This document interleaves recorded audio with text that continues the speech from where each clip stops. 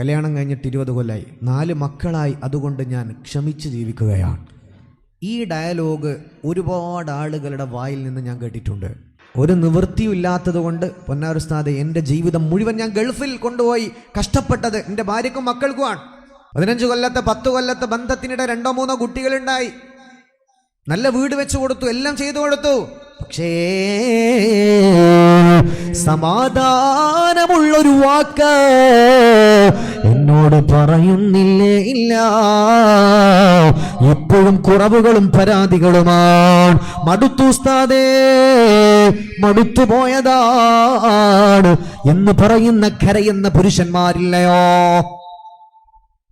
അതുപോലെ തിരിച്ചും 3 കുട്ടികളെ പ്രസവിച്ചത്, ആദ്യത്തത് സുഖപ്രസവമാണ്, രണ്ടാമത്തത് കുത്തിക്കീറിയെടുത്തതാണ്, സിസേറിയനാണ്, മൂന്നാമത്തതും ഓപ്പറേഷനാണ്. ആർക്ക് വേണ്ടിയാണ് ഞാൻ ഇതെല്ലാം സഹിച്ചത്? എൻ്റെ ആണായ ഭർത്താവിന് വേണ്ടിയാണ്.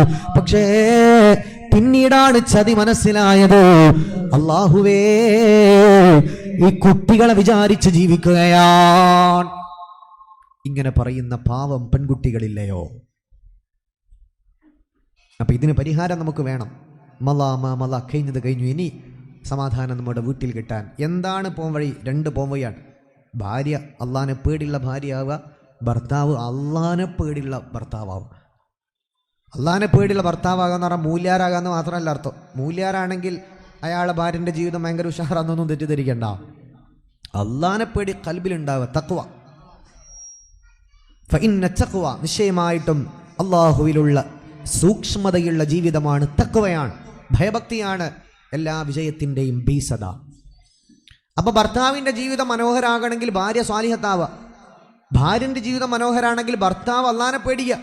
അള്ളാനെ പേടിയില്ലാത്ത ഭർത്താവാണ് കോടാന കോടീശ്വരനാണ്, ഭാര്യക്ക് ഒരു സമാധാനവും കിട്ടൂല. ആദ്യം കുറച്ച് 2-3 കൊല്ലം ഇങ്ങനെ പാറി പറന്ന് നടക്കുമ്പോൾ രസം കിട്ടും. പിന്നെ മനുഷ്യന്മാർക്ക് മെറ്റീരിയൽസ് മടുക്കും. ഊട്ടിയിൽ പോകാൻ ഭയങ്കര രസമായിരിക്കും. ഊട്ടിയിൽ എല്ലാ ദിവസവും ഭർത്താവ് ഊട്ടിയിലേക്ക് പിടിച്ചു വലിച്ച് കൊണ്ടുപോകാൻ 4 പ്രാവശ്യം പോകും. പിന്നെ നിങ്ങൾ പോയിക്കോ, ഞാൻ വരൂല എന്ന് പറയും.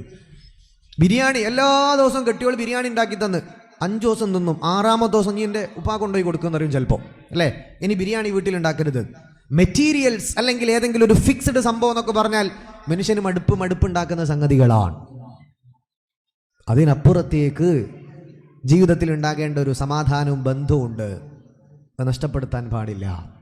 താൽക്കാലിക രസത്തിനപ്പുറത്തേക്ക് ഉണ്ടാവൂല. അള്ളാഹുവിനെ കൂട്ടുപിടിച്ചാലല്ലാതെ സമാധാനം കിട്ടൂല. അതാണ് നമ്മുടെ തഖ്വയാണ് ഇതിൻ്റെയൊക്കെ ഒരു ബേസ്മെന്റ് എന്ന് പറയുന്നത്. അപ്പൊ ദീനുള്ളൊരു ഭർത്താവാണെങ്കിൽ ഓൻ്റെ ഭാര്യനെ പറ്റിക്കൂല, അതാണ് അർത്ഥം. അള്ളാഹിനെ പേടിയുള്ള ഒരാൾ ഭാര്യനെ എന്ത് ചെയ്യൂല? പറ്റിക്കൂല. ഇനി പറ്റിച്ചിട്ടുണ്ടെങ്കിൽ ഓനക്ക് അള്ളാഹിനെ പേടില്ല, ആ കാര്യത്തിലെങ്കിലും അള്ളാഹിനെ ഓൻ പേടിക്കുന്നില്ല. നിസ്കരിക്കുന്നുണ്ട്, ഓക്കെ. ഓൻ വെള്ളം ഇട്ടിട്ടുണ്ട്, ഓക്കെ. അല്ലെങ്കിൽ ഓൻ ഉഷാറാണോ? ആൾക്കാരുടെ മുമ്പിൽ ഉഷാറാണ്, പക്ഷെ അള്ളാഹിനെ പേടില്ല. അള്ളാഹിനെ പേടിയുള്ള ആൾക്ക് അവനാൻ്റെ ഭർത്താവിനെ ഭാര്യനെ പറ്റിക്കാൻ സാധ്യമല്ല. അതാണ് പറഞ്ഞത്, ദീനുണ്ടാകണം, അള്ളാഹിനെ പേടി വേണം. അപ്പം നമ്മൾ ആദ്യം നല്ല ഭാര്യ എന്ന് പറഞ്ഞാൽ ആര്, പിന്നെ നല്ല ഭർത്താവ് ആര് എന്ന് പറയാണ്. 2-3 സംഭവങ്ങളോട് പറഞ്ഞാൽ ഇൻഷാ അള്ളാഹ് നമുക്ക് വൈൻഡപ്പ് ചെയ്യാം. നബി സല്ലല്ലാഹു അലൈഹി വസല്ലം തങ്ങൾ ആദ്യം ഉമ്മമാർ ശ്രദ്ധിക്കുക, പിന്നെ ഭർത്താക്കന്മാർ ആണുങ്ങൾ ശ്രദ്ധിക്കുക. നബി സല്ലല്ലാഹു അലൈഹി വസല്ലം തങ്ങളുടെ മുന്നിലേക്ക് ഒരാൾ വന്നിട്ട് ചോദിക്കുന്നുണ്ട്, നബി ഏറ്റവും നല്ല ഭാര്യ എന്ന് പറഞ്ഞാൽ ആരാണ്? ഏറ്റവും നല്ല ദീനുള്ള പെണ്ണ് എന്ന് പറഞ്ഞാൽ ആരാണ്? നമ്മളോട് ചോദിക്കുകയാണ് ഏറ്റവും നല്ല ദീനുള്ള പെണ്ണ് ആരാണ്? നമ്മൾ പറയും കുറേ സമയം ദിക്റിലിരിക്കുന്ന പെണ്ണ് എന്ന് പറയും. യാ റസൂലല്ലാഹ്, നബിയേ ഏറ്റവും ദീനുള്ള പെണ്ണ്, അയ്യുന്നിസാഇ ഖൈറുൻ, ഏറ്റവും അല്ലാഹുവിനെ ഭയമുള്ള ഖൈറുള്ള പെണ്ണ് അതാരാണ് നബിയേ? ഹബീബായ സല്ലല്ലാഹു അലൈഹി വസല്ലം തങ്ങൾ പറഞ്ഞു, അല്ലതീ തസുറുഹു ഇദാ നദറ ഇലൈഹാ, സ്വന്തം ഭർത്താവിന് സമാധാനം കൊടുക്കുന്നവളാണ്, അവളിലേക്ക് നോക്കിയാൽ ഭർത്താവിന് സന്തോഷം കൊടുക്കുന്നവളാണ്. ഇതാണ് ദീനിന്റെ ഒന്നാമത്തെ അടയാളം. ദീനുള്ള പെണ്ണ് എന്ന് പറഞ്ഞാൽ ഇതാണ് അവളുടെ ഭർത്താവുമായിട്ടുള്ള വിഷയത്തിലെ ഒന്നാമത്തെ അടയാളം, സന്തോഷം കൊടുക്കുക എന്നുള്ളതാണ്. ഇടയ്ക്കിടയ്ക്ക് അടിയും പിടിയും പിണക്കങ്ങളൊക്കെ ഉണ്ടാകും, അതെല്ലാ വീട്ടിലും ഉണ്ട്. അള്ളാഹിൻ്റെ റസൂലിൻ്റെ വീട്ടിൽ ജീവിതത്തിൽ വരെ അങ്ങനത്തെ ചെറിയ ചെറിയ രസകരമായ പിണക്കങ്ങൾ ഉണ്ടായിട്ടുണ്ട്. 1-2 രസമുള്ള സംഭവം നമ്മൾ പറയും, അതൊക്കെ എല്ലാ വീട്ടിലും വേണം. സൗദി അറേബ്യയിൽ ഒരു പെണ്ണ് ഡിവോഴ്സ് പെറ്റിഷൻ കൊടുത്തു. പുതിയ ആപ്പിള 7 കൊല്ലമായി കല്യാണം കഴിഞ്ഞിട്ട് പിണങ്ങിയിട്ടില്ല. അതുകൊണ്ട് ഒരു നിലക്ക് എന്ത് കാട്ടിക്കൂട്ടിയിട്ട് മൂപ്പർക്ക് പിണക്കല്ല. അതുകൊണ്ട് ഇയാളെ കൂടെ ജീവിതം വേണ്ട, ഒരു രസം ഉണ്ടാവില്ല എന്ന് പറഞ്ഞിട്ട് ഡിവോഴ്സിന് കൊടുത്തു. നിങ്ങൾ വീട്ടിൽ പോയിട്ട് ഡിവോഴ്സ് പെറ്റിഷൻ, അവരുടെ സൗദി ഗേളിൻ്റെ ഡിവോഴ്സ് പെറ്റിഷൻ, അത് മലയാളത്തിൽ സെർച്ച് ചെയ്താൽ മതി. ഭർത്താവ് പിണങ്ങുന്നില്ല, അതുകൊണ്ട് ഡിവോഴ്സിന് ഒരുങ്ങി പെൺകുട്ടി എന്ന് ChatGPT-യിലോ അല്ലെങ്കിൽ ഏതെങ്കിലും ഒരു ഗൂഗിൾ സെർച്ച് എഞ്ചിനിൽ ഒന്ന് സെർച്ച് ചെയ്താൽ നിങ്ങൾക്ക് അതിൻ്റെ ഇമേജോ മറ്റോ സെർച്ച് ചെയ്താൽ നിങ്ങൾക്ക് കിട്ടും. അത് അറബിയിലുണ്ട്, ഇംഗ്ലീഷിലൊക്കെ ന്യൂസ് ഉണ്ട്, അത് വായിച്ചാൽ മനസ്സിലാകും. സുബ്ഹാനല്ലാഹ്. അപ്പം അങ്ങനെയൊക്കെയാണ്. അപ്പോൾ ചെറിയ ചെറിയ പിണക്കങ്ങളൊന്നും കുഴപ്പമില്ല, ചെറിയ ചെറിയ രസകരമായ പിണക്കങ്ങളോ വാക്കുകളൊന്നും തെറ്റില്ല. പക്ഷേ എന്ത് ചെയ്താലും കുറ്റം പറയുന്ന ഒരു സ്വഭാവം, ജീവിതം മൊത്തം ഭാര്യയ്ക്ക് വേണ്ടി കൊടുത്ത് 10 കൊല്ലം 20 കൊല്ലങ്ങൾ പുയ്യാപ്പിള ഗൾഫിൽ നിന്നിട്ടുണ്ടെങ്കിൽ അയാളെ നല്ല കാലം മൊത്തം തന്നു. 65-ാമത്തെ വയസ്സ് നാട്ടിൽ വന്നിട്ട് പ്രത്യേകിച്ച് കാര്യമൊന്നുമില്ല. ഒരു പുരുഷൻ എന്ന നിലക്കുള്ള അയാളുടെ ഏറ്റവും നല്ല കാലഘട്ടം ഭാര്യൻ്റെ കൂടെ എൻജോയ് ചെയ്ത് ജീവിക്കാൻ താല്പര്യപ്പെടുന്ന ആ ഒരു ഏജ് മുഴുവനും നമ്മുടെ നാടുകളിൽ ആളുകൾ വിദേശത്താണ്, പല രാജ്യങ്ങളിലാണ്. അവരെ ലൈഫാണ് നിങ്ങൾക്ക് തന്നത്. ഒരു 60-50 വയസ്സാകുമ്പോൾ നാട്ടിലേക്ക് വരുമ്പോൾ ഒരു നന്ദിയും കാണിക്കാത്ത സ്വഭാവം ഉണ്ടാകരുത്. അത് വളരെ ഗൗരവത്തിൽ ഉമ്മമാർ മനസ്സിലാക്കണം. അല്ലത്തി തസുറുഹു ഇദാ നളറ ഇലൈഹ, അതാണ് ഒന്നാമത് ഖൈറുള്ള പെണ്ണിൻ്റെ അടയാളമെന്ന് പുണ്യ നബി സ്വല്ലല്ലാഹു അലൈഹി വസല്ലം. റസൂലുള്ളാഹി സ്വല്ലല്ലാഹു അലൈഹി വസല്ലം തങ്ങളുടെ രണ്ടാമത്തെ അടയാളം വതുതീഉഹു ഇദാ അമറ, ഹസ്ബൻഡ് ഒരു കാര്യം പറഞ്ഞാൽ അതനുസരണയുള്ളവളാണ്. നിങ്ങൾ ആരാത് പറയാൻ? 947 എനിക്കും സ്വാതന്ത്ര്യം കിട്ടിയിട്ടുണ്ട്. നിങ്ങൾ അനുസരിക്കേണ്ടതില്ല. ആധുനിക ഫെമിനിൻ കാഴ്ചപ്പാട് ലിബറലിസ്റ്റുകൾ പറയുന്നത് അത് നെഞ്ചിലേറ്റിയ ജീവിതം പിന്നെ നഷ്ടമാകും. ഒരൊറ്റ ഫെമിനിസ്റ്റിയുടെ ജീവിതം നല്ല പോലെയല്ല. ഹറാമിന്റെ തെറ്റുകളുടെ ജീവിതങ്ങളുടെ നഷ്ടങ്ങളുടെ കൂമ്പാരങ്ങളിലൂടെയാണ് ഇത്തരം ലിബറലിസത്തിന്റെ ചിന്തയായി നടക്കുന്നത്. അതുകൊണ്ട് ഇസ്ലാമിന്റെ രീതി ഫോളോ ചെയ്തോ. സ്വന്തം ഭർത്താവ് ഒരു കാര്യം പറഞ്ഞാൽ അത് അനുസരിക്കുന്നവളാണ്. അനുസരണയാണ് ദീനിന്റെ രണ്ടാമത്തെ അടയാളം. ഞാൻ പറഞ്ഞല്ല, അള്ളാന്റെ റസൂൽ സല്ലല്ലാഹു അലൈഹി വസല്ലം.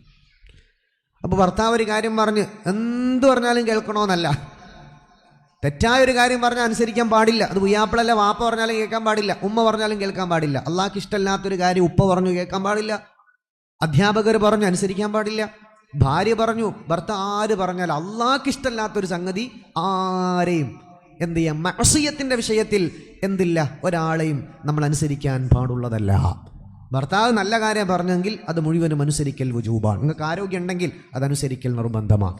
നിങ്ങൾ ആരോഗ്യമില്ലാണ്ട് രോഗിയായിട്ട് കിടക്കുകയാണ്, പുയ്യാപ്പിള ഒരു കാര്യം വന്നിട്ട് ഇടങ്ങാറാക്കാൻ പറഞ്ഞു, അതനുസരിക്കണോ? അത് ദീനിൽ വുജൂബില്ല. നിങ്ങൾക്ക് ആഫിയത്തുണ്ട് എങ്കിലാണ് ഈ പറയുന്നത്. ഒരു അന്തസ്സും നന്മയുള്ള പുതിയാപ്പിള എന്ത് ചെയ്യൂല, കെട്ടിയോള് കിടന്നുറങ്ങി പ്രയാസപ്പെടുമ്പോൾ ബുദ്ധിമുട്ടിക്കൂല, അത് വേറെ വിഷയം. അപ്പോൾ ഹലാലായ സംഗതി പറഞ്ഞാൽ അനുസരിക്കുന്നവൾ. മൂന്നാമത്തത് വ്യഭിചാരത്ത് പോലത്തെ തിന്മകളിലേക്ക് പോകാത്തവൾ. ഈ 3 സ്വഭാവമുള്ള പെണ്ണിനാണ് ദീനുള്ള പെണ്ണ് എന്ന് പറയുന്നത് എന്ന് പുണ്യ നബി സ്വല്ലല്ലാഹു അലൈഹി വസല്ലം വളരെ ഗൗരവത്തോടെ ഉമ്മമാർ മനസ്സിലാക്കി. ഇതിനോടുകൂടെ നിസ്കാരവും റമളാനിലെ നോമ്പുണ്ടെങ്കിൽ ഖലാസ്. നിസ്കാരമില്ലാത്ത ഒറ്റമ്മമാരും ഇടല്ല. നമ്മുടെയൊക്കെ ഭാര്യമാർ ഭയങ്കര നിസ്കാരത്തിന് ഉഷാറാണ്, മാഷാ അല്ലാഹ്, വളരെ നല്ല കാര്യമാണത്. റമളാൻ മാസമായി കഴിഞ്ഞാൽ നോമ്പെടുക്കാണ്ട് ഫുഡ് കഴിക്കുന്ന ഒരൊറ്റ ഭാര്യമാരും നമുക്ക് ആർക്കും ഉണ്ടാവില്ല. എല്ലാവരും നമ്മുടെയൊക്കെ പ്രിയ പത്നിമാര് നോമ്പ് വളരെ ഉഷാറായി നോൽക്കുന്നവരാണ്. ഉമ്മമാരൊക്കെ ആ വിഷയത്തിലൊക്കെ 100-ൽ 100 പക്ഷേ അതോടൊപ്പം നല്ല പെണ്ണാവണോ? നിങ്ങളുടെ ഭർത്താവിന് സമാധാനം കൊടുത്തോ?